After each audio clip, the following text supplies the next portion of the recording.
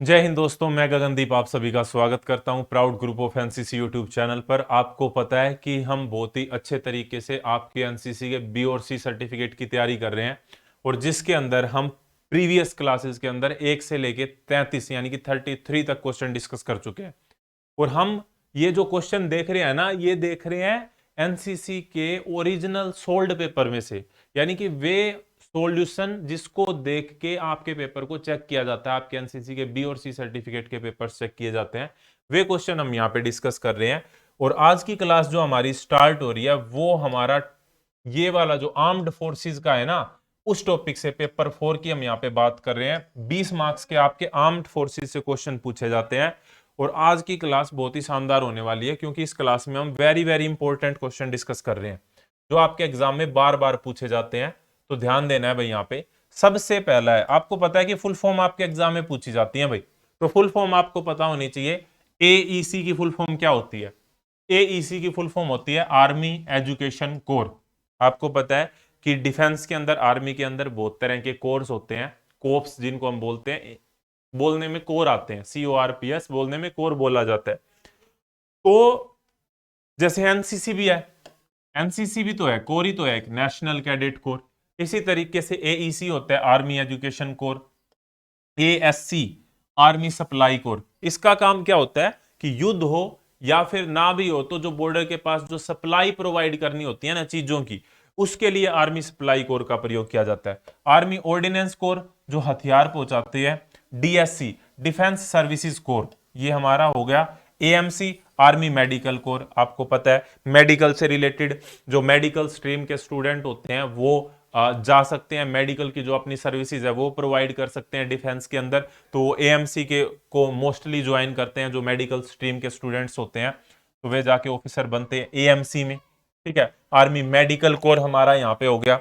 बहुत सारे होते हैं, बहुत सारे होते हैं। सिग्नल कोर होता है, सिग्नल कोर, सिग्नल कोर हमारा अलग से हो गया। नेक्स्ट क्वेश्चन की तरफ हम देखते हैं। नेक्स्ट है हमारा क्वेश्चन नंबर 35। क्वेश्चन नंबर 35 क्या कहता है? क्वेश्चन नंबर 35 ये कहता है कि हमको ना यहाँ पे फिल इन दी ब्लैंक्स भरने हैं, यानी कि रिक्त स्थानों की पूर्ति करनी है। और रिक्त स्थानों की पूर्ति में अगर हम देखते हैं तो सबसे पहले हमसे यहाँ पे पूछा गया है कि सेंट्रल कमांड, अब सेंट्रल कमांड किसकी? ऑब्वियसली यहाँ पे आर्मी की बात कर रहे हैं, तो आर्मी की सेंट्रल कमांड की बात हो रही है। और आर्मी की जो सेंट्रल कमांड है उसका जो हेडक्वार्टर है वो कहाँ पे है? लखनऊ में।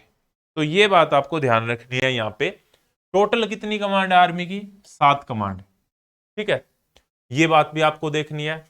एक तो नॉर्दर्न होगी, सदर्न होगी, ईस्टर्न, वेस्टर्न, सेंट्रल और हमारी ट्रेनिंग कमांड होगी। तो इस तरीके से करके आप टोटल काउंट कर सकते हैं। आर्मी का हेडक्वार्टर कहाँ पे है? मेन जो हेडक्वार्टर है वो दिल्ली में ही है। एनसीसी का भी मुख्य हेडक्वार्टर कहाँ पे है? दिल्ली में ही है, ध्यान रखना है। आगे देखो, ऑप्शन यहाँ पे सी की बात करते हैं हम।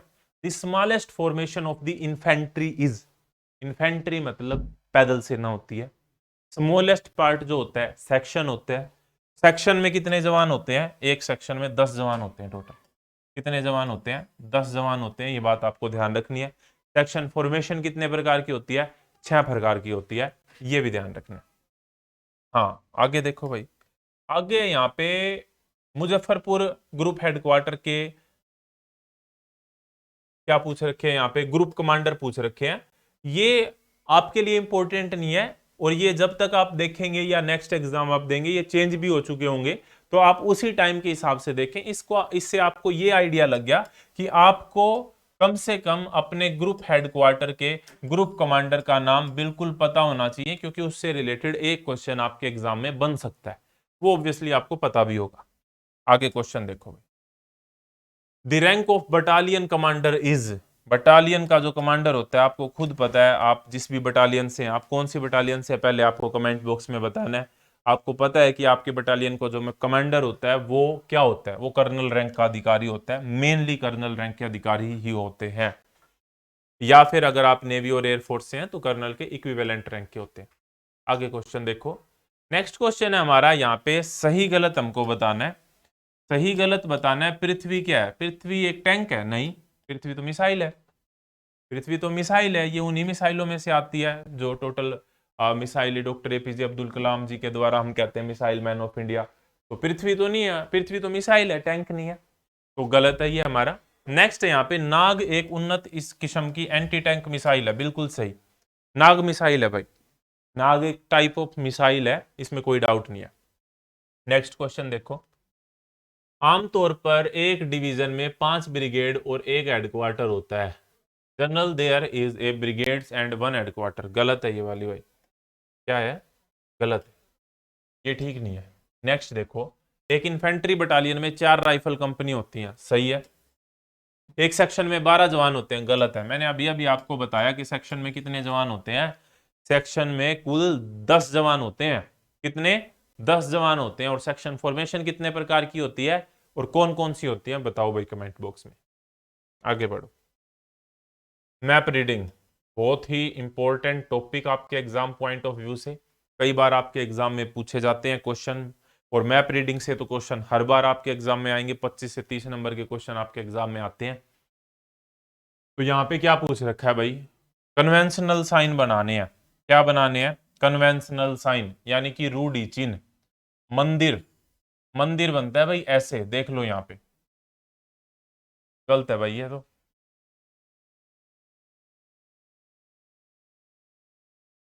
ये देखना पड़ेगा भाई आपको, मंदिर के लिए ये मंदिर का बनेगा भाई, ठीक है। ईदगाह के लिए आपको देखना पड़ेगा।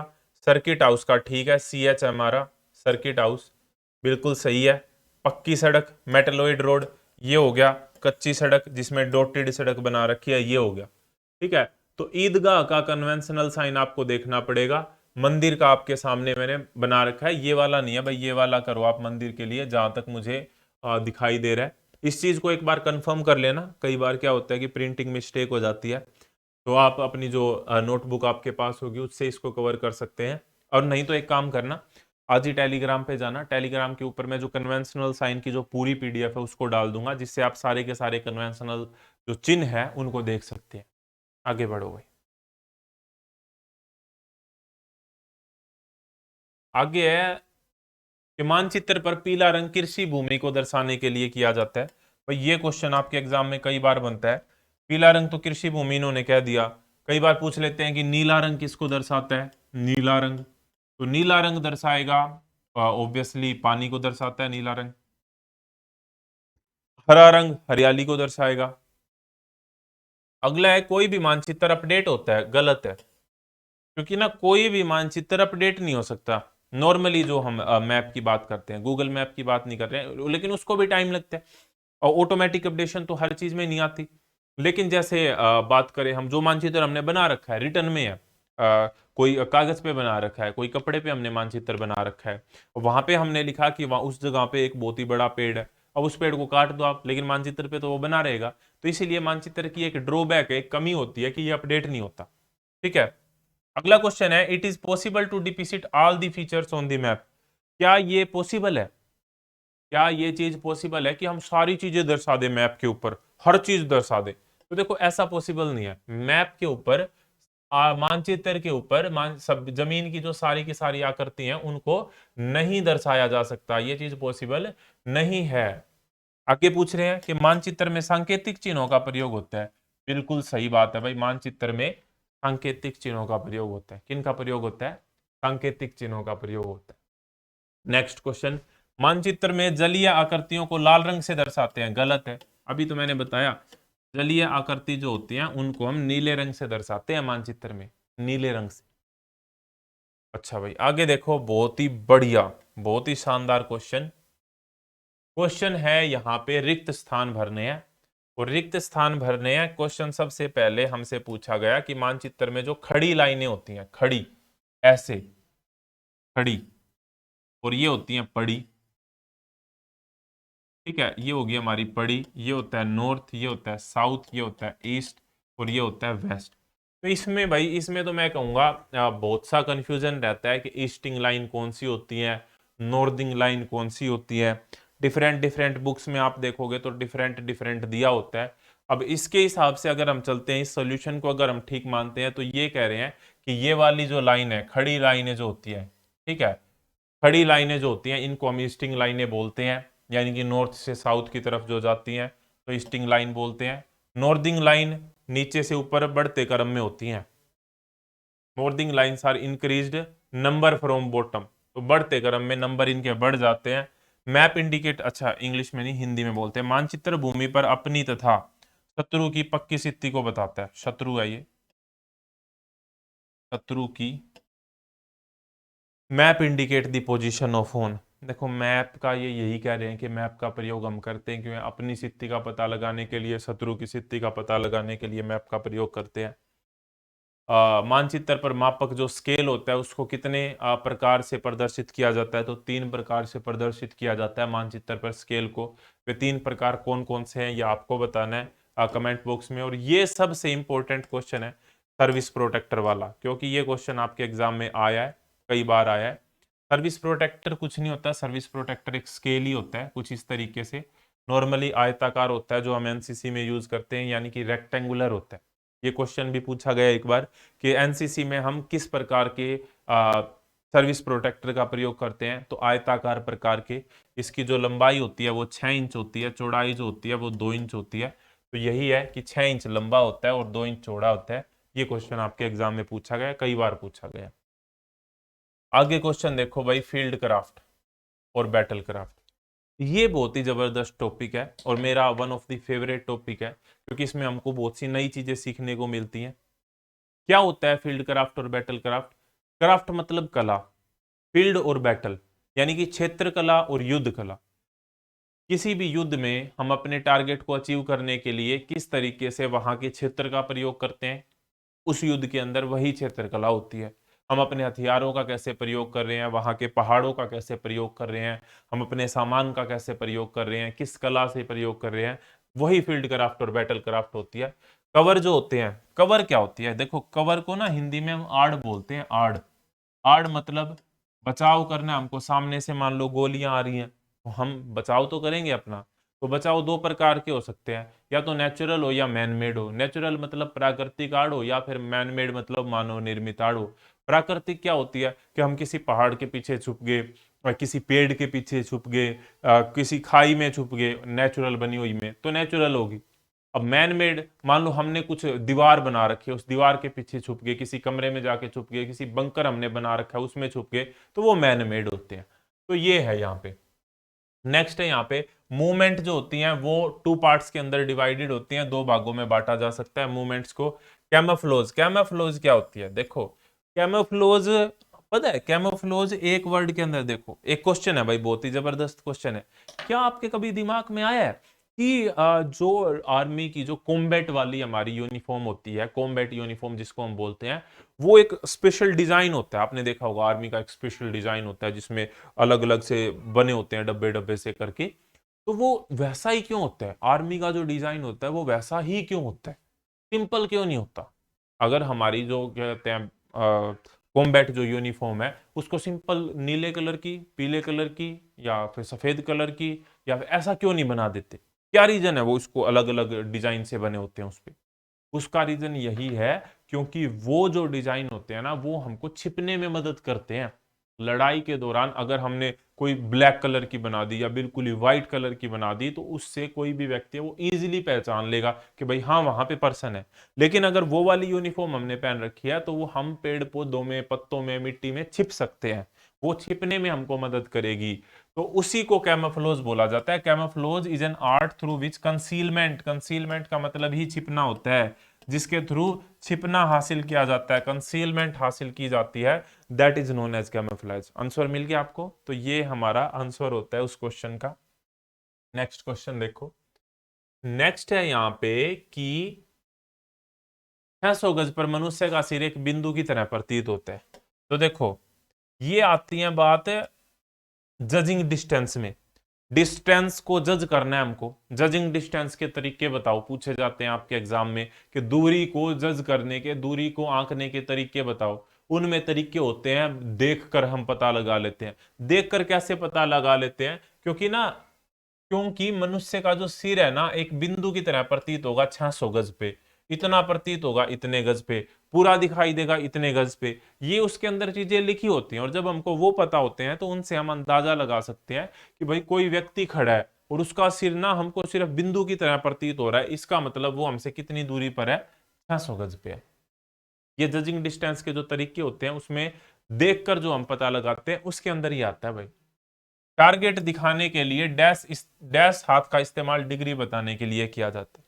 डिग्री बताने का क्या मतलब है, ऐसे नहीं बताते, मान लो किसी को हथियार चलाना है और टारगेट सामने है, और सामने है कितने डिग्री पर है, वो भाई जो भी तरीका लगा के नॉर्मली हम कौन से हाथ का प्रयोग करते हैं, बाएं हाथ का प्रयोग करते हैं। कौन से हाथ का, बाएं हाथ का। हाँ भाई 30 डिग्री पे है टारगेट, 30 डिग्री मतलब आपके यहाँ पे ऐसे है, तो उसको ना किस तरीके से हमको मोड़ना है, इस तरीके से, यहाँ पे था यहाँ पे, अच्छा भाई इस तरीके से आपको चलानी। तो ये हो गया हमारा बाएं हाथ का प्रयोग किया जाता है। नेक्स्ट यहाँ पे देखो, मैच करना है हमको फॉलोइंग को, ये जो सामने आपके दे रखे हैं। आगे बढ़ो, आगे बढ़ो, आगे बढ़ो, दाहिने बाजू को पूरा फैलाकर कंधे के नीचे पीछे को आगे हिलाएं। दाहिने बाजू का पूरा फैला दे और कंधे के नीचे पीछे से आगे हिलाएं। दाहिने बाजू को यूज करते हैं आगे बढ़ने के लिए। चलो भाई, ये इशारे होते हैं, क्योंकि वहां पे हम बोल तो नहीं सकते, इशारों से कहते हैं भाई आगे बढ़ो। थम की कमांड कब, मतलब थम कैसे पता लगेगा पीछे जो हमारे आ रहे हैं कि भाई रुकना है, दाहिने बाजू सिर से पूरा उठा हुआ हो तो थम हो गया। यहाँ पे शत्रु आ रहा है, दोनों हाथ खोलकर हथेली अंदर की ओर कमा के स्तर पर निकट आओ, दाहिने सिर के ऊपर कोहनी दाहिने ओर हो, और सिग्नल समझ लिया यानी कि सैल्यूट कर। अगर कोई सैल्यूट कर रहा है तो इसका मतलब पता लग गया हमको कि हाँ भाई उनको सिग्नल समझ में आ गया है।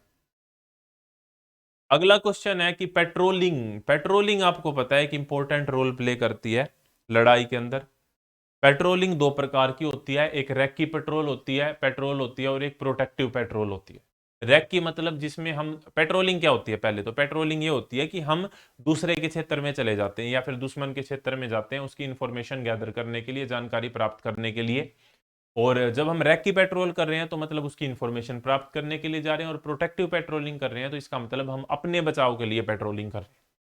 अच्छा, आगे देखो, पेट्रोलिंग में दिन के समय ऊंची जमीन पर और रात के समय निचली जमीन पर चले, सही है ये वाली बात। दो प्रकार की होती है पेट्रोलिंग, ये भी सही है। पेट्रोल से वापस आते समय लड़ाई से बचने की कोशिश कभी नहीं करें, गलत। लड़ाई से बचने की कोशिश करें, क्योंकि जब भी तो हम इंफॉर्मेशन प्रोवाइड कर पाएंगे। अगर हम लड़ेंगे, बाई चांस हमको कुछ हो गया तो इंफॉर्मेशन तो हमारे साथ ही खत्म हो जाएगी। आगे, एम्बुश के समय दुश्मन पर सामने से वार करते हैं, गलत। एम्बुश होता ही क्या है, एम्बुश होता है सडन अटैक। एम्बुश, एम्बुश का मतलब ही क्या होता है, घात लगा के अटैक करना, यानी कि सडन अटैक को हम एम्बुश बोलते हैं। सडन अटैक, एम्बुश को बोला जाता है सडन अटैक, ठीक है यहाँ पे। और एम्बुश का उद्देश्य दुश्मन से सूचना प्राप्त करना है। सूचना तो क्या प्राप्त करना है, ये तो अटैक होता है, ठीक है, बाकी इसको देख लेना। फिर भी मैं यही कहूंगा, एक दो क्वेश्चन के अंदर इसके अंदर थोड़ा सा कंफ्यूजन है, तो इस चीज को आप अच्छे से एक बार चेक कर लेना। एम्बुश, एम्बुश का जो हमारा मीनिंग होता है वो होता है ए surprise attack from A hidden position. Ambush हम किसको बोलते हैं, सडन अटैक, सरप्राइज अटैक को बोलते हैं। तो जरूरी नहीं है, इससे सूचना प्राप्त करी जा सकती है, लेकिन जरूरी नहीं है कि सूचना ही प्राप्त करने के लिए, ये तो वैसे नॉर्मली तो मैं इसको गलत करो भाई। नॉर्मली तो ये जो हम प्रयोग करते हैं ये दुश्मन को एक तरीके से अचानक अटैक करने के लिए हम एम्बुश का प्रयोग करते हैं। आगे बढ़ो। एम्बुश की कुल 5 पार्टियां होती हैं, गलत होता है। चीजें रात के समय हरकत के कारण नहीं दिखाई देती, बिल्कुल सही है। अंधेरे में चीजें दिखनी मुश्किल हो जाती है। माइन लगाने की पार्टी को 8 भागों में बांटा जाता है, ये गलत है। हवाई हमले से बचने के लिए स्लिट ट्रेंच होती हैं, ये सही है, ठीक है। और एलएमजी के फायर ट्रेंच की बार की लंबाई 6 फीट होती है, ये भी सही है। अगला क्वेश्चन देखो, इक्विपमेंट से रिलेटेड है, इन्फेंट्री वेपन से रिलेटेड है। क्वेश्चन यहाँ पे है, main group of 5.56 mm INSAS rifle. ये वेरी इंपॉर्टेंट क्वेश्चन है भाई। इंसास की जो फुल फॉर्म होती है ये आपके एग्जाम में कई बार पूछ ली जाती है। Indian Indian small arm system, small arms system, ये इंसास की फुल फॉर्म होती है। इसका कैलिबर जो होता है वो 5.56 mm होता है, 5.56 mm। कई बार ये क्वेश्चन भी पूछा गया है कि इंसास राइफल का जो कैलिबर होता है वो कितना होता है, तो 5.56 mm होता है। ये बात आपको पता होनी चाहिए। Again very important question. 5.56 mm INSAS rifle को कितने बड़े भागों में बांटा जा सकता है? तो 5 बड़े भागों में बांटा जा सकता है, 5 मुख्य ग्रुप में बांटा जा सकता है। वे 5 ग्रुप कौन कौन से है? Body housing assembly, barrel assembly, handle coking assembly, piston group और बट असेंबली। ये 5 यहाँ पे ग्रुप होते हैं जिनमें बांटा जा सकता है। आगे बढ़ो भाई, सही गलत हमको बताने हैं। 5.56 mm इंसास राइफल को भरना, खाली करना और मेक सेफ की कार्यवाही 7.62 mm SLR की तरह होती है, सही है। LMG का बैरल 5 मैगजीन फायर के बाद बदलना पड़ता है, गलत है। देखो कुछ नहीं बदलना पड़ता, पहली बात तो ठीक है, बैरल तो क्या ही बदलेंगे हम। दूसरी बात, यहाँ पे LMG की फुल फॉर्म आपसे एग्जाम में पूछी जा सकती है, तो ये आपको पता होनी चाहिए। LMG की फुल फॉर्म जो होती है वो होती है लाइट मशीन गन। क्या होती है? Light machine gun. दूसरा, LMG के अंदर जो राउंड होते हैं ना वो 30 आते हैं, ठीक है, 5 नहीं आते। SLR में जो आते हैं वो 20 आते हैं, और .22 में जो आते हैं वो 5 आते हैं राउंड। तो ये भी पूछ लिए जाते हैं, मैगजीन में कितने राउंड आते हैं? 5 आते हैं .22 में, SLR में 20 आते हैं, LMG में 30 आते हैं। समझ में आ रही है ना आपको? काम आएंगी ये चीजें आपके एग्जाम में, जब आप पेपर दोगे ना और यही क्वेश्चन आपके एग्जाम में मिलेंगे, तब आप कहोगे कि सर आपने तो सही करवा दिया हमको। तो बस ध्यान से देखना है, दोस्तों के साथ शेयर करनी है ये चीजें, ताकि उनको हेल्प हो सके। ट्रेन गन की जो मैगजीन क्षमता होती है वो 30 राउंड की होती है। HE ग्रेनेड एक हल्का हथियार है, सही है। 51 mm मोर्टार जो होता है उसका वजन 12 पाउंड होता है, ये भी सही है। नेक्स्ट क्वेश्चन देखो यहाँ पे, मैक्सिमम रेंज 2 इंच मोर्टार की 525 गज होती है। LMG का वेट जो मैगजीन के साथ होता है वो होता है 1 पॉइंट, मैगजीन का पूछ रखा है भाई सिर्फ, वही मैं कह रहा, LMG का तो ज्यादा होता है वजन। मैगजीन का पूछ रखा है, मैगजीन का, खाली मैगजीन का वजन पूछ रखा है सिर्फ, वो होता है 1.106 किलो। आया हुआ क्वेश्चन है भाई ये। LMG की बाईपोड पे इफेक्टिव रेंज पूछ रखी है, 1000 गज होती है। 7.62 mm SLR rate of fire पर मिनट, यानी कि 1 मिनट के अंदर कितनी गोलियां निकाल सकते हैं? तो 20 से लेके 60 राउंड निकाल सकते हैं SLR self loading rifle. INSAS की जो रेट ऑफ फायर होती है पर मिनट वो होती है 60 से 650 राउंड प्रति मिनट। मिलिट्री हिस्ट्री 15 नंबर की आपके एग्जाम में पूछी गई है। देहरादून के अंदर मिलिट्री कॉलेज जो ओपन हुआ था वो 1922 में हुआ था। मिलिट्री कॉलेज 1922 के अंदर देहरादून में ओपन हुआ। IMA आपकी जो है IMA की फुल फॉर्म होती है इंडियन मिलिट्री एकेडमी, ये भी कहाँ पे है? देहरादून में है। NDA आपसे पूछ ली जाती है, NDA नेशनल डिफेंस एकेडमी, ये खड़गवासला पुणे में है। OTA आपसे पूछ ली जाती है, तो OTA ऑफिसर ट्रेनिंग एकेडमी, ये कहाँ पे है? चेन्नई में है, ठीक है। AFA कहाँ पे है? दुंडीगल में है AFA, ये भी आपको बताओ। और नवल एकेडमी कहाँ पे है? नवल एकेडमी एजिमाला केरल में है। ये सारी की सारी एकेडमीज कहाँ पे सिचुएटेड हैं, आपको पता होना चाहिए इनके बारे में। नेक्स्ट क्वेश्चन देखो यहाँ पे, नेक्स्ट है हमारा, अच्छा यहाँ पे एक रह गया क्या? आफ्टर इंडिपेंडेंस द ब्रिटिश ताज is replaced by Ashok sign, कि जो स्वतंत्रता के बाद है वो भारतीय सेना में ब्रिटिश ताज का स्थान किसने ले लिया? अशोक चिन्ह ने ले लिया, क्योंकि ये हमारा साइन है इंपॉर्टेंट, अशोक चिन्ह। 1965 भारत पाक युद्ध में भारतीय प्रधानमंत्री थे लाल बहादुर शास्त्री, पाकिस्तान के राष्ट्रपति थे अयूब खान। ये क्वेश्चन है कि जब हमारा 65 का भारत और पाकिस्तान का युद्ध हुआ तो उस समय हमारे प्रधानमंत्री कौन थे? तो लाल बहादुर शास्त्री जी थे। ईस्ट पाकिस्तान, ये मैं बता देता हूं, आपको पता है ये मुद्दा सारे का सारा क्या है? 1971 के अंदर भारत पाकिस्तान युद्ध हुआ था, जिसके अंदर हमने बांग्लादेश को आजाद करवाया था। बांग्लादेश एक नए राष्ट्र का निर्माण हुआ 1971 के अंदर। इस समय पर हमारे PM कौन थे? PM थी इंदिरा गांधी जी, श्रीमती इंदिरा गांधी जी, ठीक है। और हमारे आर्मी के चीफ कौन थे? सैम मानेकशॉ थे। ये बात आपको पता होनी चाहिए। और बांग्लादेश जो है ना, बांग्लादेश वास्तव में पाकिस्तान का ही पार्ट था, और इसको पूर्वी पाकिस्तान के नाम से जाना जाता था पहले। पूर्वी पाकिस्तान यानी कि ईस्ट पाकिस्तान के नाम से, पूर्वी पाकिस्तान यानी कि ईस्ट पाकिस्तान के नाम से जाना जाता था युद्ध होने से पहले, और बाद में ये बांग्लादेश के नाम से जाना गया। नेक्स्ट क्वेश्चन देखो, और इसी के बाद में 1971 फिर आगे शिमला समझौता हुआ था। नेक्स्ट क्वेश्चन है यहाँ पे, 1965 का भारत पाक युद्ध विराम 25 दिसंबर को हुआ, 25 सितंबर को हुआ था, सही है ये। द्वितीय विश्व युद्ध में पहली बार वायुयानों का प्रयोग हुआ, गलत है ये। द्वितीय विश्व युद्ध जो है वो कब से कब तक हुआ था?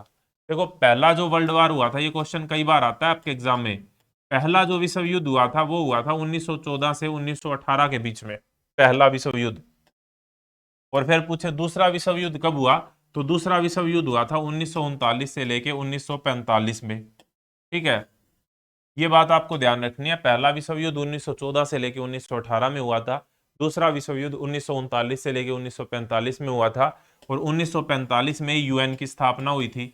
यूएन मतलब संयुक्त राष्ट्र, यूएनओ संयुक्त राष्ट्र संघ जो है हमारा, उसकी स्थापना हुई थी 1945 के अंदर, 24 अक्टूबर 1945। यूएन डे कब मनाया जाता है, तो यूएन डे, यूएन दिवस कब मनाया जाता है, 24 अक्टूबर को मनाया जाता है। ये क्वेश्चन भी आपके एग्जामों में पूछ लिया जाता है। अगला विश्व युद्ध, अगला क्वेश्चन है यहाँ पे कि पहले विश्व युद्ध में एटम बम का इस्तेमाल किया गया था। गलत है ये वाली बात। अच्छा, ऋग्वेद से पता चलता है कि आर्यों के पास चतुर्गिने सेना थी। ये भी गलत है। भारत में मुगलों ने पहली बार तोप का इस्तेमाल किया था। सही है। और ये भी पूछा जाए कि कब किया था, तो पानीपत के युद्ध में किया था भाई। ठीक है, बाबर आया था जब, तो ये बात आप ध्यान रख सकते हैं। नेक्स्ट क्वेश्चन देखो यहाँ पे, 1857 की जो स्वतंत्रता की लड़ाई के बाद भारत पर ईस्ट इंडिया कंपनी का राज खत्म हो गया था। सही है, ईस्ट इंडिया कंपनी का राज इसलिए खत्म हो गया था क्योंकि ना फिर उसके बाद में तो डायरेक्टली ईस्ट इंडिया कंपनी का राज खत्म हो गया, और जो ब्रिटेन का किंग क्वीन हम बोलते हैं, या जो भी थ्रोन है, राज सिंहासन, डायरेक्टली उसी का कब्जा हो गया था भारत के ऊपर। तो ये हम कहेंगे। कारगिल का जो युद्ध था वो मई 99 में उसकी शुरुआत हुई थी। सही है, पता होना चाहिए आपको। कारगिल वार जो 99 में हुआ था, 1999 में हुआ था। इसके अंदर परमवीर चक्र मिले कैप्टन विक्रम बत्रा जी, आपको पता है, शेरशाह के नाम से मूवी है। कारगिल युद्ध में वायुसेना का इस्तेमाल नहीं किया गया। गलत है ये बात। अकबर ने दीन इलाही धर्म चलाया। सही है बिल्कुल। दीन इलाही धर्म किसने चलाया था, अकबर ने चलाया था। बीरबल एकमात्र राजा था जिसने इसको एक्सेप्ट किया था, इस धर्म को। अगला यहाँ पे, शिवाजी डिफीटेड द मुगल्स इन दी हल्दी वैली वार्स। कि शिवाजी ने हल्दी घाटी युद्ध में मुगलों को मात दी नहीं। हल्दी घाटी युद्ध शिवाजी ने नहीं लड़ा था, किन्होंने लड़ा था हल्दी घाटी युद्ध? ये बताओ भाई, आपको कमेंट बॉक्स में बताना है कि हल्दी घाटी की जो लड़ाई है, हल्दी घाटी का जो युद्ध है, वो किस किस के बीच हुआ था। हल्दी घाटी का जो ये लड़ाई है, युद्ध है, वो किस किस के बीच हुआ था, ये आपको बताना है। अगला यहाँ पे देखो क्वेश्चन है कम्युनिकेशन से रिलेटेड। कम्युनिकेशन, संचार, संचार से रिलेटेड है। कम्युनिकेशन हो गया संचार। एचएफ रेंज का इस्तेमाल कितने तक होता है, तो 60 हर्ट्ज तक होता है। कितने हर्ट्ज तक होता है, 60 हर्ट्ज तक होता है। नेक्स्ट है यहाँ पे, कम्युनिकेशन की कितनी विधि है, तो कम्युनिकेशन की 2 विधि है। All radio communication is safe. ठीक है, आगे क्या है यहाँ पे, wire communication is completely safe. तार संचारण पूर्ण सुरक्षित होता है। ये हमको ये बताना है कि गलत सही बताने हैं, गलत सही बताने हैं भाई। जब भी मैं कह रहा ये तो गलत है। क्वेश्चन देखो ध्यान से, दोबारा से देखो भाई एक बार, कि ये पूछ रखा है कि एचएफ रेंज का इस्तेमाल 60 हर्ट्ज तक होता है। ये तो गलत है, बिल्कुल 60 हर्ट्ज तक थोड़ी होता है। कम्युनिकेशन 2 टाइप के हैं, ये सही है। सभी रेडियो संचार सुरक्षित होते हैं? नहीं, रेडियो संचार सुरक्षित कैसे हो सकते हैं? आपने देखा नहीं कि कई बार हम बात कर रहे होते हैं, या फिर दुश्मन कोई बात कर रहा होता है और फिर रेडियो फ्रीक्वेंसी पे कोई मैच कर रहा होता है और दूसरा व्यक्ति रेडियो पे सुन लेता है, तो ये सेफ कैसे हो सकते हैं? गलत है ये तो। तार संचार पूर्ण सुरक्षित होता है। भाई पूर्णता तो कुछ भी सुरक्षित नहीं है, तो ये भी गलत है। नेक्स्ट यहाँ पे, रेडियो कम्युनिकेशन, रेडियो संचार का उपयोग एक जगह से दूसरे जगह चलते हुए भी किया जा सकता है। ये बात ठीक है भाई, चलते हुए भी हम कर सकते हैं, इसमें कोई दिक्कत वाली बात नहीं है। अच्छा, यहाँ पे क्या है, यहाँ पे ये है कि मैच करना है फॉलोइंग को। Commander tiger, artillery bull, air force hawk, signal adviser Stokes, EME adviser eagle. ये दर्शाने के लिए हम यूज करते हैं। बस इतनी सी यहाँ पे बात है। तो ये था हमारा पूरे का पूरा जो हमने पेपर सोल्व किया। ये वे क्वेश्चन है जो आपके एग्जाम में बार बार पूछे जाते हैं, तो इनको एक बार जरूर देख लेना, वीडियो को एक बार दोबारा से सुन लेना। पीडीएफ आपको टेलीग्राम पे मिल जाएगी। सर्च करना है आपको, टेलीग्राम पे जाओ, सर्च करो प्राउड ग्रुप ऑफ एनसीसी। और इस तरह की और वीडियो के लिए जुड़े रहिए proud group of NCC YouTube channel के साथ। नेक्स्ट वीडियो तक जय हिंद, जय Bharat. Thank you very much.